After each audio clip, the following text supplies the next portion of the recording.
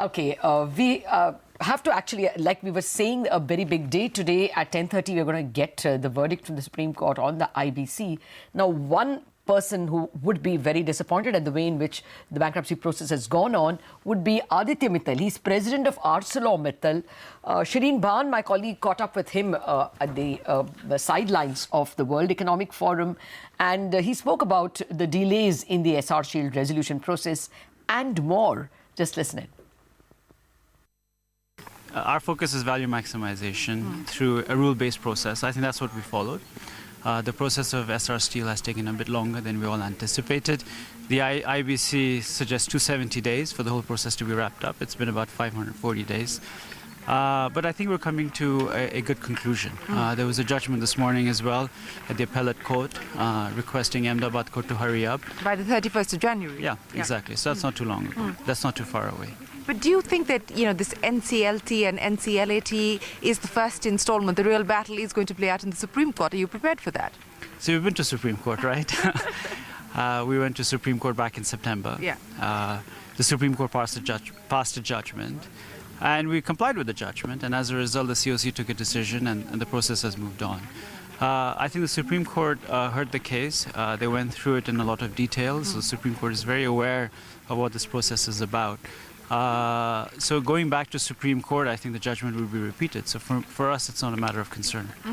Let me ask you about whether you were surprised about State Bank of India's decision to put that 15,500 crores of the Essar Steel exposure on the block. Of course, the deadline for that has now been extended. How do you see that playing out and what the implications could be on the IBC process?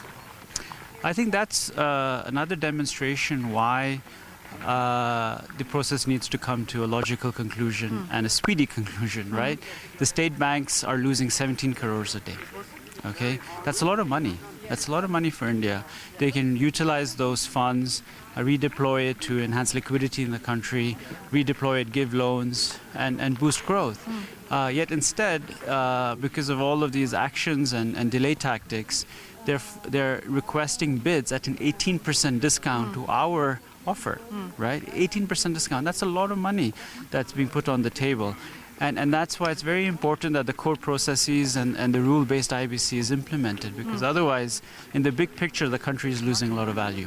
You talked about value maximization, and I go back to the statement that came in from Essar Steel saying that their offer is in line with the objective of the IBC to enhance value maximization, not just for lenders, but also for operational creditors. And their offer is better than the resolution plan that was cleared, 12,000 crore rupees better. How do you respond to that?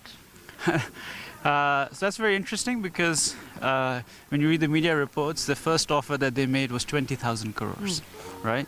So if it wasn't for our... Now in excess of 54,000 No, but if you go back to day one, it was 20,000 crores, right? But now I'm talking about now the revised offer. So let's talk about the revised offer. You have to follow a rule-based process, and that's what my answer was going to be. Because if you do not follow a rule-based process, companies like us and others will not participate if there's a promoter bidding for a company. Then what you would have seen is that Essar Steel would have been sold to New Metal/Ruyas for 20,000 crores. That would have been a massive loss. And then future bad loans, future companies which are not able to service the debt, the promoters would come back and buy it back at a discount because the Essar Steel would demonstrate that you don't have to follow the rules.